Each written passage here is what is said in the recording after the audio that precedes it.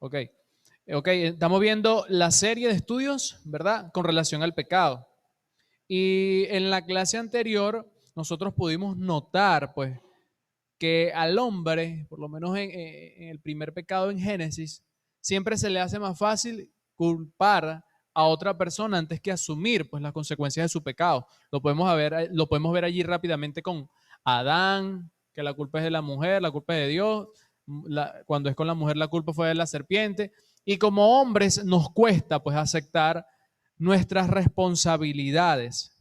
El pecado causó muchos males a partir de ese momento, ¿sí? De repente en ese momento podemos ver que pues ahora la tierra se iba a trabajar con esfuerzo, ya no iba a dar su fruto como lo hacía antes. El hombre va a tener que, con el sudor de su frente, poder recoger ese fruto. La mujer ahora, con dolor, es que va a dar a luz. Y bueno, la serpiente durante el resto de su vida y durante todo ese tiempo van a arrastrarse pues por el piso. Pero una de las consecuencias que inclusive llega hasta el día de hoy y que nosotros estamos participando allí es la muerte, ¿sí? Aunque ciertamente Adán y Eva no murieron inmediatamente de una forma física, aunque Dios dijo que iban a morir. No murieron de una forma física, tal vez lo hicieron después, murieron después. Pero cuando hablamos de muerte, hablamos de separación. Por eso, bueno, se murió tal persona. Bueno, su alma se separó de su cuerpo. Ahí estamos hablando de muerte. Cuando hablamos allá, en el caso de Adán y Eva, en el caso de ellos, una muerte espiritual, ellos fueron separados de Dios. Ellos fueron separados de la presencia de Dios donde estaban. ¿Ok? Entonces hoy estaremos estudiando un caso bastante interesante que tiene por título el pecado de Nadab y Abiú. ¿Ok? Entonces, vamos primeramente a describir pues quiénes eran estos personajes, quiénes eran estas personas. Y en la Biblia, cuando nosotros comenzamos a ver estos personajes, los podemos ver como hombres respetables, como unos líderes espirituales que tenían una posición dentro del pueblo de Israel, ¿sí? Porque eran sacerdotes del único y verdadero Dios. Fíjense, eso es lo que podemos ver primeramente cuando comenzamos a ver a estos dos hombres. Pues no se trataba de cualquier levita. Estamos hablando, fíjense, nada más y nada menos que del sobrino de Moisés, el que sacó por mano de Dios al pueblo de la esclavitud que ellos tenían en Egipto. Que por mano por su vara y por todo lo que ellos hicieron, ¿verdad? Primeramente con el poder de Dios, pasaron todas las cosas que pasaron, las plagas, abrieron el mar, todas esas cosas. Ellos habían visto todo eso. Ellos sabían del poder de Dios. Y bueno, estos levitas, estos dos hombres eran nada más y nada menos que sobrinos del que Dios usó para sacarlos de la esclavitud en Egipto. ¿Ok? Y luego, bueno, también podemos ver que estos dos eran los hijos mayores de Aarón. ¿Ok? El sacerdote, el hermano de Moisés. Sus nombres encabezan la lista de los príncipes de Israel. Cuando Dios está hablando con Moisés en el monte Sinaí, el pueblo tenía que estar, no podía ni siquiera acercarse a las faldas del monte. No podía llegar a donde había cierta barrera. Pues. Hasta allí ellos podían llegar. Inclusive si un animal pasaba hacia allá, el animal tenía que morir apedreado. Nadie podía pasar. Y bueno, Dios hace esto, fíjense. En Éxodo capítulo 24, versículo 9, dice, sus nombres cabezan la lista de los príncipes de los hijos de Israel. Y subieron, fíjense los hombres que subieron. Moisés, Aarón, Nadab, Abiú y 70 de los ancianos de Israel. Los líderes, los principales. ¿Ok? Ellos fueron los que pudieron subir. Inclusive no completionó hasta la mitad, a cierta parte del monte, a donde estaba la presencia de Dios. ¿Ok? Entonces los podemos ver como hombres importantes dentro de lo que son las escrituras.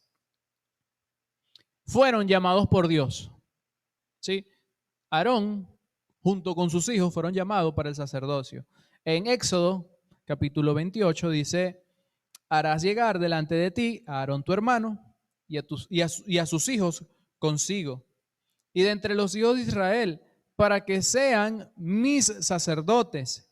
Y Aarón, y Nadab, y Abiú, y Eleazar, e Itamar, hijos de Aarón. Fueron llamados, tuvieron ese llamamiento de Dios para servir en su templo, para ser sus sacerdotes, para ministrar dentro del tabernáculo de Dios. O sea, eran hombres importantes y nosotros podemos ver eso aquí. No solamente era un levita cualquiera, sino que eran el sobrino de Moisés, el hijo de Aarón. ¿Ok? Nadab era el heredero de la posición de su padre, que más tarde es la que recibe Eleazar, quien fue el que la recibió en su lugar. Y Abiú era el siguiente en la lista o en su línea. Hay algo que nosotros muchas veces ignoramos, ¿sí? Hay cosas, inclusive en la medicina pasa, hay unas advertencias que nosotros muchas veces no tomamos en cuenta. Por lo menos muchos de los medicamentos dicen, si en caso de estar embarazada, no tomes este medicamento. En caso de tener alergia a tal componente, no tomes este medicamento. Pero muchas veces a nosotros se nos hace difícil ver esas instrucciones, observar esas instrucciones y saber qué es lo que Dios manda para nosotros. ¿Sí?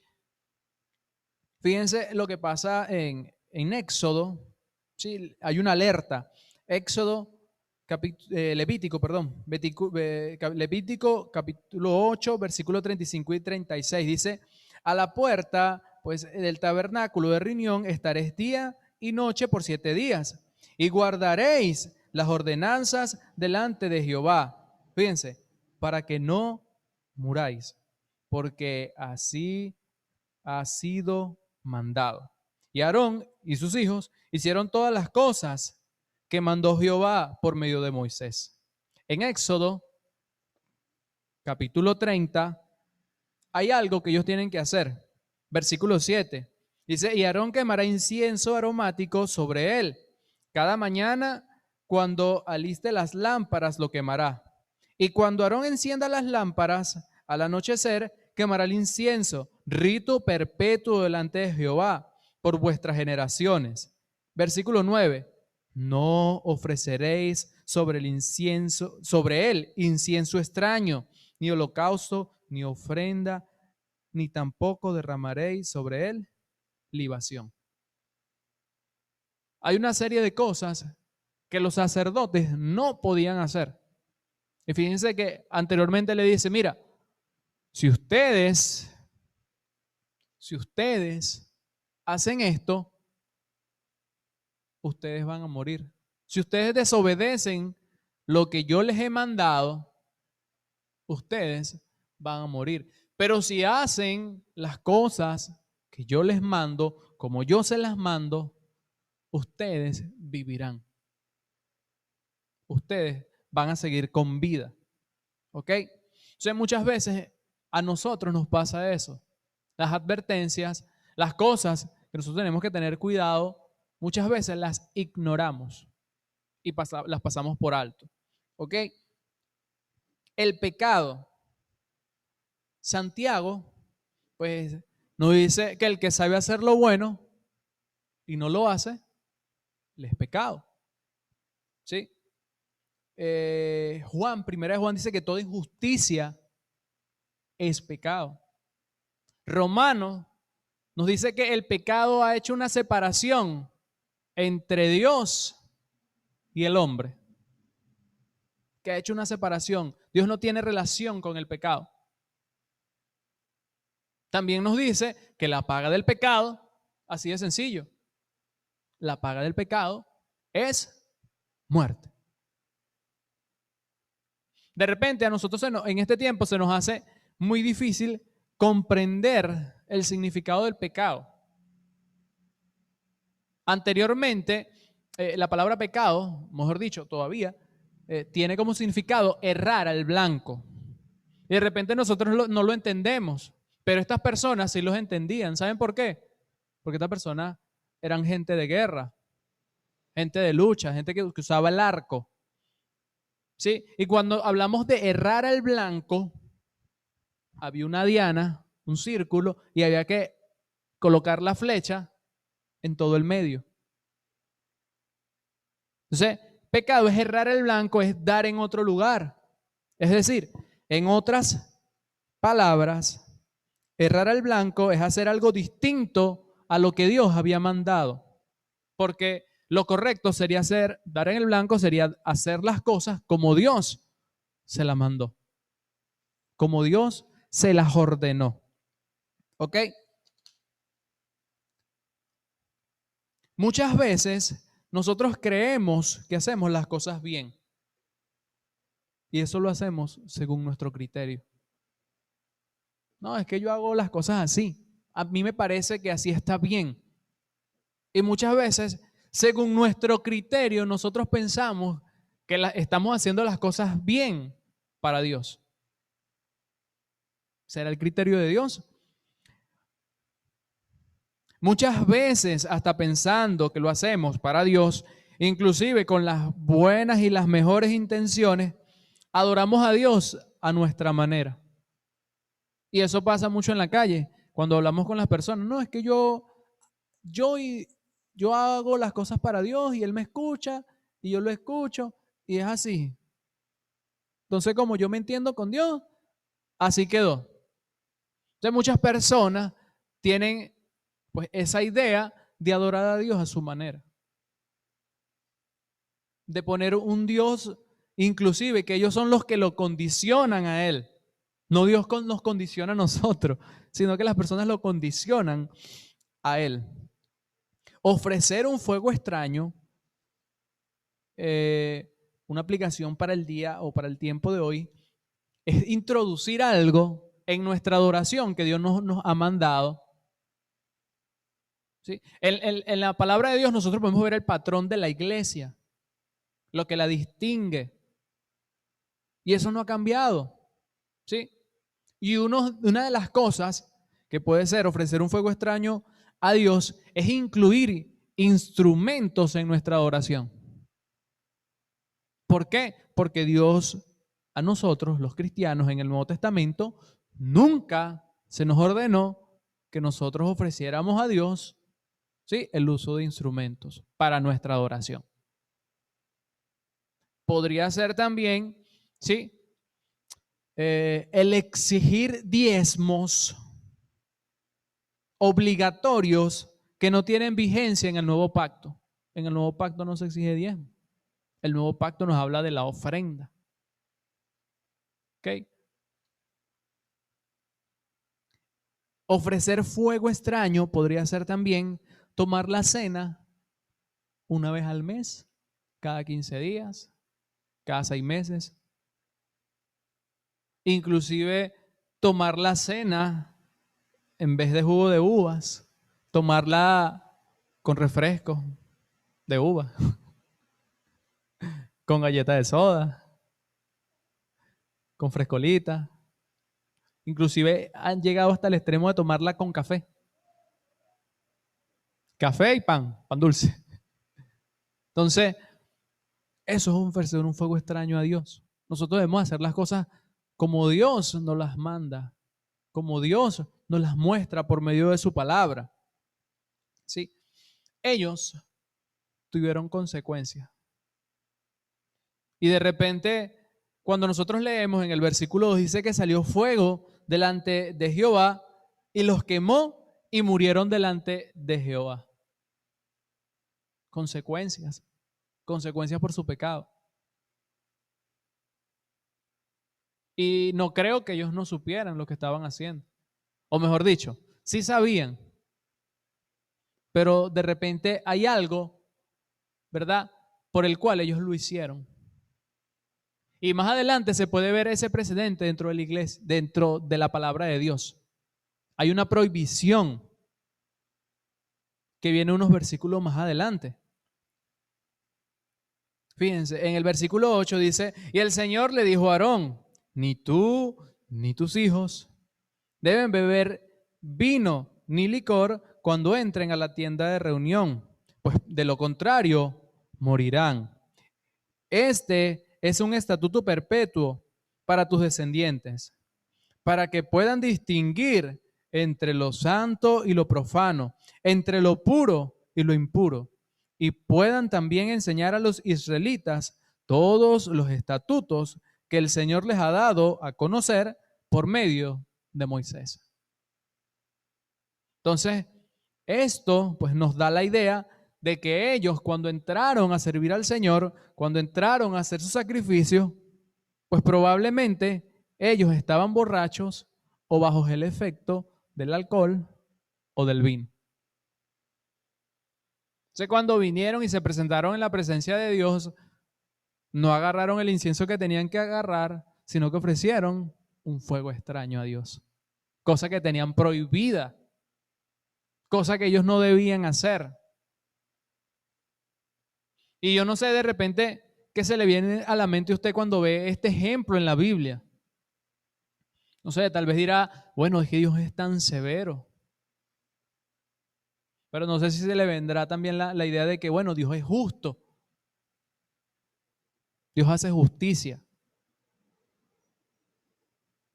Cuando la Biblia dice, bueno, Dios es amor, y usted de repente le choca con esto que ve aquí. Bueno, Dios es amor, Dios es amor. E incluso lo cantamos, la Biblia lo dice, Pablo lo repite. En Hebreos, los que están anotando, en Hebreos capítulo 12, versículo 28 y 29 dice esto, fíjense. Ya que estamos recibiendo un reino inconmovible, seamos agradecidos y agrademos a Dios. Fíjense, adorándolo con santo temor y reverencia. Fíjense lo que nos dice el Nuevo Testamento de nuestra adoración a Dios.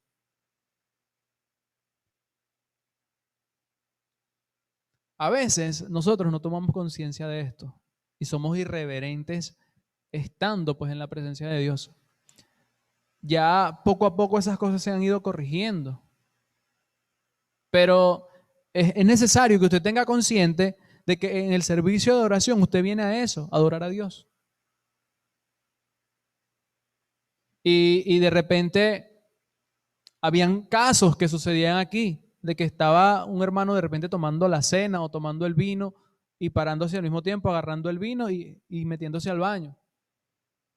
O sea, una cosa donde tiene que estar pendiente o donde tiene que estar concentrado porque está adorando a Dios, porque está haciendo algo, ¿verdad? Que es un servicio, es una adoración a Dios y su mente está en otro lado. De repente usted va en un autobús y hace un viaje largo y tiene que esperar 2 horas para ir al baño. O hasta más, hasta que el autobús haga la parada. Pero de repente en el servicio, en plena cena del Señor, yo tengo ganas de ir al baño, me tomo el pan, tomo la copa y salgo al baño. O sea, nosotros no tenemos reverencia ni santo temor al Señor. Fíjense lo que dice el versículo 29. Este versículo es interesante porque dice, porque nuestro Dios es un fuego que todo lo consume. Fíjense las palabras